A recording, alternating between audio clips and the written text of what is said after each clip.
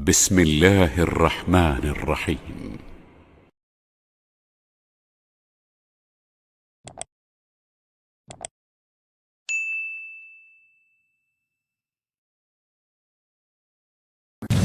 Ini Arafah ini sudah sendiri. Arafah, saking indahnya Arafah. Dari bahasa kata Arafah, artinya boleh di kawasan Arafah kita mengenal Allah subhanahu wa ta'ala. Ta'aruf. Kalau kita ta'aruf antara kita, saling mengenal. Siapa nama, dari mana, itu ta'aruf. Tapi kalau kita di Arafah, kita berta'aruf sama Allah subhanahu wa ta'ala. Disitulah kita lebih i'tiraf terhadap keagungan Allah, kebesaran Allah, kemuliaan Allah. Allah maha segala-galanya, Allah yang menyembuhkan, Allah menyelesaikan hajat, Allah maha memberi rizki, Allah maha menyelamatkan, Allah maha membahagiakan, Allah maha mendengar, Allah maha melihat. Kita mengagungkan sepenuhnya di hari Arafah. Malah Rasulullah sallallahu alaihi wasallam begitu masuk dalam kawasan Arafah, dia sibuk berdoa dan istighfar. Sampai sebagian sahabat melihat Rasulullah sepanjang hari Arafah tidak pernah makan dan minum. Malah mereka bernyangka, jangan-jangan Rasulullah puasa. Padahal kan tidak ada puasa bagi jamaah haji puasa Arafah. Tapi di luar jamaah haji boleh dia, malah sunnah puasa Arafah.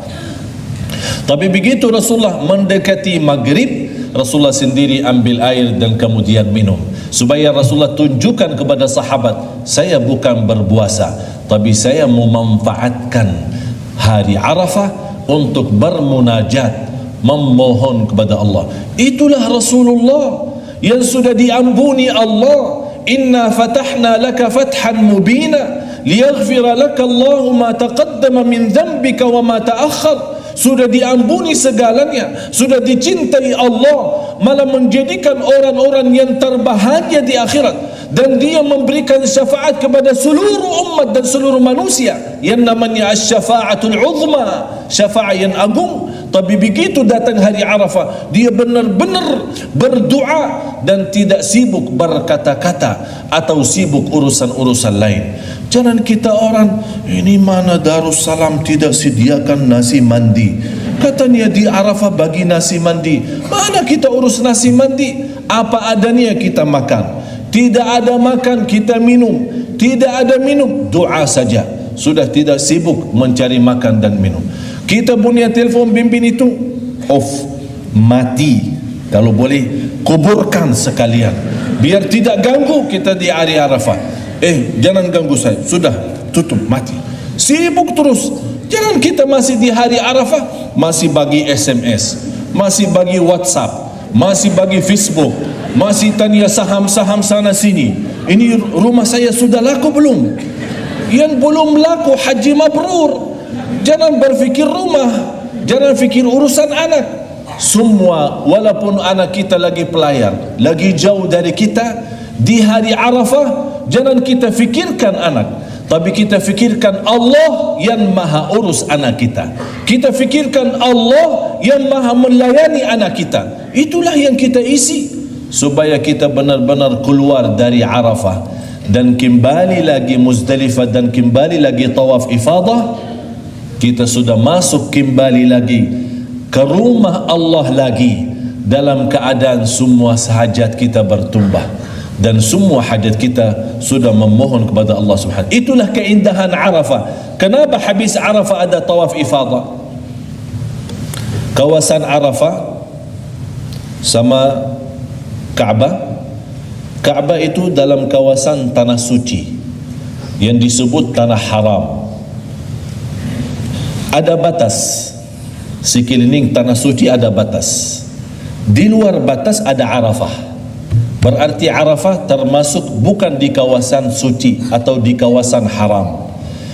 Oleh karena itu, di situ sebelum masuk dalam kawasan haram, dalam kawasan suci, sebelum masuk ke dalam rumah Allah, ke Baitullah, di sini dulu bersih. Di luar segala kotoran. Lewat apa? Doa dan istighfar, taubatan nasuha. tumbahkan segala, tidak ada titik hitam dalam jiwa kita dan hati kita. Punya masalah, minta kepada Allah. Innama ashku bathi wa huzni ila Allah. Begitu kita sudah selesaikan masalah kita, Allah jemput lagi. Tamu, sini. Marilah masuk rumahku. Aku kabulkan doamu, aku selesaikan hajatmu, dan aku bebaskanmu dari neraka Jahannam. Itulah karena Allah di hari Arafah membebaskan jutaan hamba-hamba dari neraka Jahannam. Mudah-mudahan nama kita terpilih bebas dari neraka Jahannam. Sampai Allah bangga terhadap malaikat. Ya malaikati, wahai malaikatku, ini Allah yang maha agung memanggil malaikat. Ya malaikati, saksikanlah aku sudah mengampuni semua hambaku di hari Arafah, dan aku membebaskan mereka dari neraka Jahannam. Subhanallah. Cuba bayangkan ya Allah, cuba bayangkan jamaah sekalian, kalau kita termasuk orang yang dibebaskan dari neraka Jahannam, yang kita terus berdoa, wa qina azaban nar, wa qina azaban nar, ya Allah bebaskanlah kami dari neraka Jahannam. Siapa di antara kita yang punya badan boleh bertahan dalam siksa neraka Jahannam, yang sudah Allah menjadikan neraka Jahannam tempat kesiksaan yang amat berat? Na'udzubillah. Mudah-mudahan diselamatkan wajah tuan puan semua yang hadir dan neraka Jahannam. Inilah kawasan Arafah yang kita benar-benar mengisi doa dan bermunajat. Tidak boleh berkata-kata dan tidak boleh sibuk urus-urus yang lain, hanya mengharapkan ridha Allah supaya keluar dari Arafah dan masuk lagi dalam rumah Allah, dan masuk lagi kepada kawanan Allah, dan masuk lagi sebagai tamu Allah, dan kita sudah diterima oleh Allah Subhanahu wa taala dengan kebanggaan dan kesenangan yang luar biasa.